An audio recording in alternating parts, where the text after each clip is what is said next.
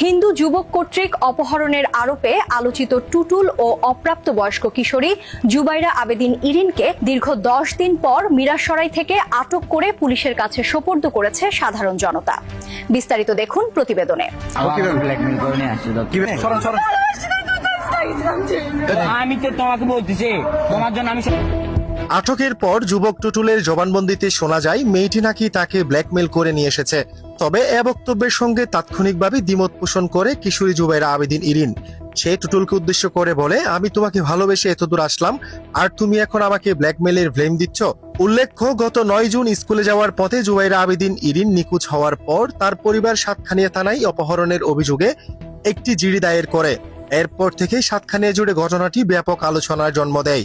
স্থানীয়দের দাবি ছিল হিন্দু যুবক টুটুল কৌশলে নাবালিকা কিশোরীকে নিয়ে পালিয়ে গেছে।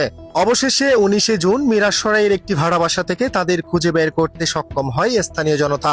পরে তাদের আটক করে মিরাসরাই থানায় সুপর্দ করা হয়। ঘটনার পর এলাকায় ব্যাপক চাঞ্চল্যের সৃষ্টি হয়েছে। এই বিষয়ে জিডির তদন্ত কর্মকর্তা এসআই মাহবুবের সাথে কথা বলে জানা যায়, আজকে আটক হয়েছে। আমরা সংবাদ পাইছি দুপুর 1টার সময়। সংবাদ পাওয়ার সাথে সাথে আমরা দিকে চলে আসছি। ও আচ্ছা, এদের বিরুদ্ধে তো মামলা ছিল না, এমনি জিডি ছিল আর কি। জিডি ছিল, পরবর্তীতে আইনি ব্যবস্থা নেওয়া হবে আর কি। এখন থানায় নেওয়ার পরে আর দিলে মামলা হবে। দীর্ঘ 10 দিন ধরে সাতকানিয়ায় আলোচিত এই ঘটনায় মিরাসরাই থেকে দুজনকে আটকের মাধ্যমে আপাতত নতুন মোড় এসেছে। তবে যুবক ও কিশোরীর বক্তব্যে স্পষ্ট অসঙ্গতি থাকায় ঘটনাটির প্রকৃত রহস্য এখনো পুরোপুরি উন্মোচিত হয়নি। ফলে স্থানীয়দের নজর এখন পরবর্তী ঘটনা প্রবাহের দিকে।